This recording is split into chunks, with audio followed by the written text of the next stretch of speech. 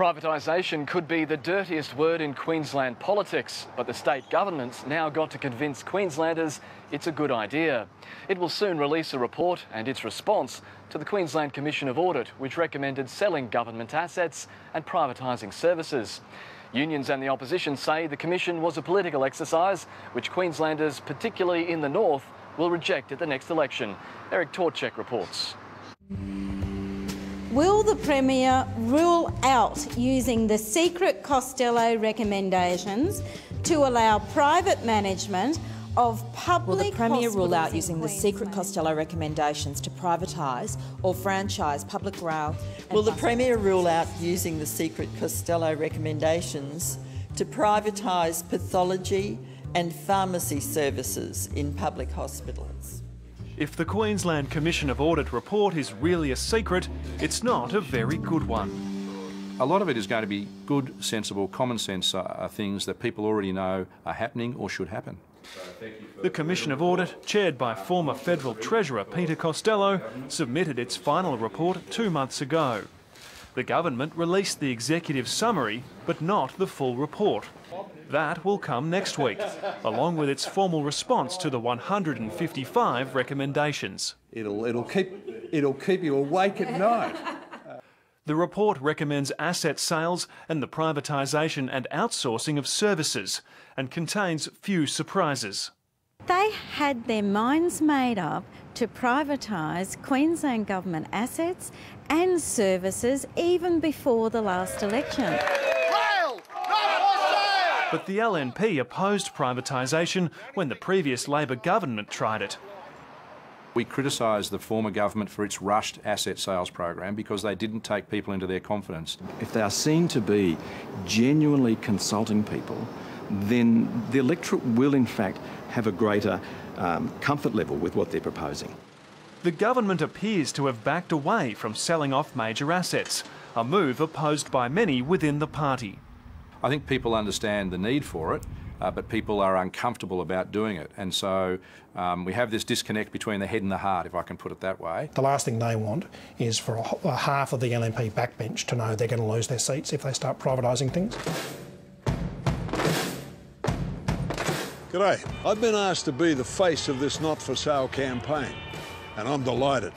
Unions have already begun campaigning against privatisation.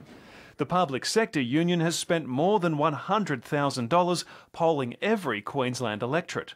Even we were surprised by how toxic privatisation is amongst the broader Queensland community.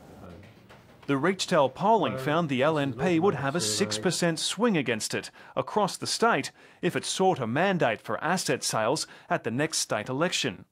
The party would be wiped out in North Queensland, where it could lose 8 of the 9 seats. Privatisation generally is more unpopular the further you get away from George Street. We see that electricity privatisation is deeply unpopular across the state, but what surprised us was also that how unpopular the privatisation and outsourcing of hospitals was in North Queensland and far North Queensland compared to the rest of the state. Push polling by the unions, Reachtel polling, automated phone polling is up to the unions. If they want to spend their members' money on that and running scare campaigns, that's up to them.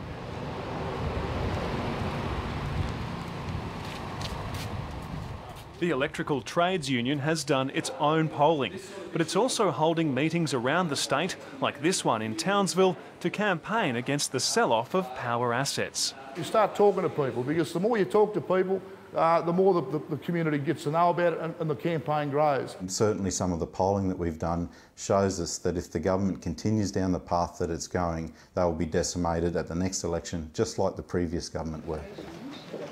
But health privatisation could be a bigger concern than power, and the government's already outlined its plans and its attitude.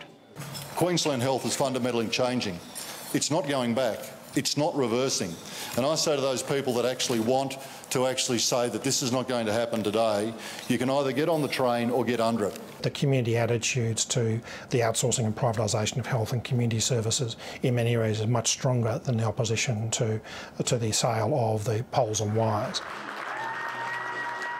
Much may depend on Katter's Australian Party, which may win regional seats by opposing privatisation.